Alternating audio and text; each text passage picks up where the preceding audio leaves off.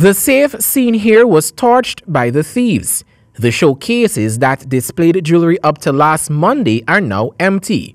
The owners stated that tools which included blowtorches and other chemicals were recovered from the scene of the crime. The vault, which had 3 doors, was cut open with precision.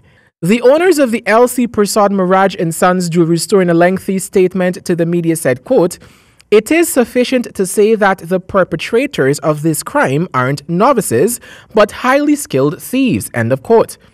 The statement further stated, quote, "We have no choice but to depend on the city constabulary for security whenever the market is closed. At the time of writing this, we have not been contacted by anyone from the mayor and city council's office or the town clerk's office. We're surprised at the lack of care and diligence by the city constabulary in not observing that such an elaborate crime was being perpetrated over so many hours," end of quote. In a response to the owner's concerns, Chief Constable Andrew Fu defended the actions of the city constabulary. He stated that basic reporting procedures by the owners were not followed after they discovered the stall was broken into. How do you respond to something like this? Would them say that you have no care and diligence? Well, firstly, I think that they're quite, the statement is erroneous.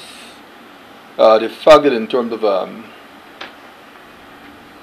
the victims, the alleged victims, never made a report, a formal report, an official report to the constabulary. That's the first thing. Because we do have in terms of procedures to deal with these matters. If a stall is broken, the first thing that we do once the report is made is to close the market off, to shut down the market. Up to news time, investigators on the case were not able to ascertain definitively how the thieves gained access into the market before it was closed and how they exited without being noticed. It is reported that there was no forced entry at any of the market's gates. Police are of the theory that the men might have been hiding and went unnoticed when the market was closed.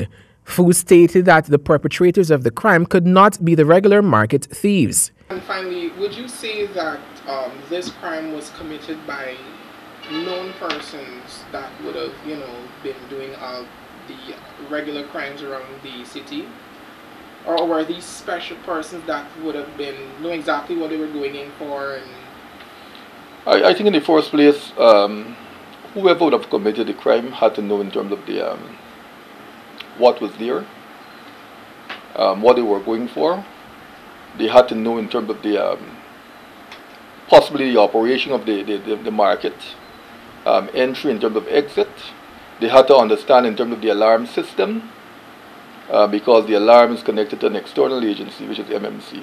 Mr. Fu explained that the City Constabulary and the Guyana Police Force have launched an investigation into the incident.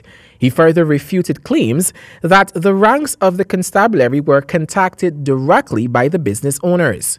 I think that is in terms of their opinion. We have our own in terms of opinion. In terms of the period of time, in the first place, we're not even aware in terms of what actually would have taken place within the stall.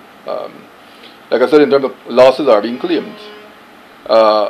Possibly a figure has been in terms of given, but we're not sure in terms of what was there in the first place. Nightly News was unable to contact MMC Security Force for a comment on a claim made by the owners that the company had failed to respond to an alarm which was set off by the thieves.